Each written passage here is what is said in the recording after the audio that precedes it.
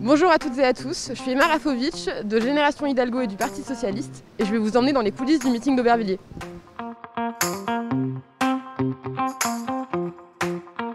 On va tout de suite voir Guillaume qui s'occupe de la communication.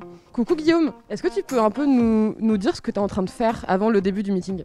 Donc là on est en train avec Gabriel et Damien de relire un peu le discours de la candidate pour voir quels sont les passages qui vont vraiment marquer les esprits pour les mettre sur les réseaux sociaux et faire des visuels à côté avec notre graphiste.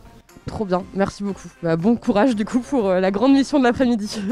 Et là on est toujours en coulisses, derrière la scène, et c'est ici notamment qu'on va avoir la traduction du meeting en langage des signes.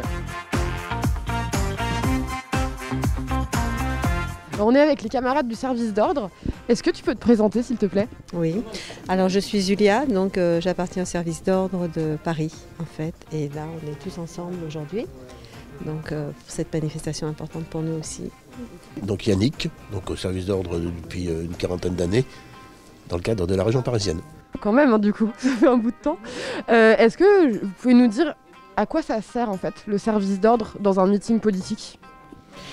Alors en fait on est dispatché en fonction de chacun ses responsabilités. Donc moi je suis avec Yannick, donc c'est Luc qui dirige le service d'ordre national. Et Yannick, je te laisse présenter exactement ce qu'on fait. Oui. Donc, on est là déjà pour assurer la sécurité de l'événement et aussi faire de l'accueil. On n'est pas là simplement que faire des méchants, on est là aussi pour guider les gens, aider les gens qui sont des fois perdus dans des meetings ou dans des congrès. Merci beaucoup en tout cas pour tout ce que vous faites. C'est clair qu'un meeting ne peut pas avoir lieu sans vous. Donc merci d'être là. Merci.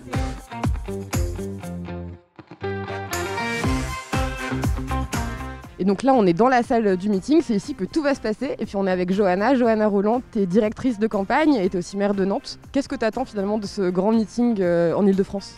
D'abord de continuer à porter nos propositions, parce qu'on le voit bien, on doit rentrer dans un moment de la campagne où j'allais dire enfin, on l'attend ce moment, enfin c'est projet contre projet, programme contre programme, valeur contre valeur, vision du pays contre vision du pays. Donc c'est vraiment le sujet.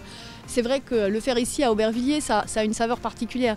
Tu sais Emma, moi qui ai beaucoup travaillé dans les quartiers politiques de la ville avant même d'être une élue de la République, pour moi ça a beaucoup de sens, beaucoup d'importance qu'on fasse un meeting ici au cœur de la Seine-Saint-Denis. C'est Stéphane Troussel qui va nous accueillir tout à l'heure. C'est dire aussi à qui on parle. Ça c'était dès le début des choix d'Anne de dire je veux parler et peut-être, disons-le aussi, reparler aux classes populaires et aux classes moyennes de ce pays. Donc le faire à Aubervilliers, ça prend forcément beaucoup de relief. Merci beaucoup Johanna, bon meeting, on te laisse aller en coulisses. On est derrière le pupitre où Anne va prononcer son discours dans quelques minutes, mais les jeunes socialistes commencent déjà à s'installer, ils vont être à fond. Paul, est-ce que peut-être tu peux venir pour me parler un peu de toi ? Comment tu vas ? Je vais très bien et toi ?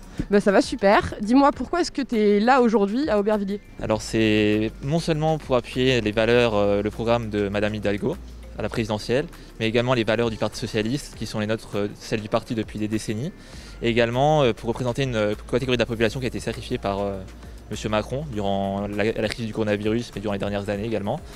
Et entre autres, qu'on a su également qu'il allait augmenter les frais de l'université. Ouais, il a dit qu'on ne pouvait plus vivre dans un pays où encore des années l'université était gratuite pour tout le monde.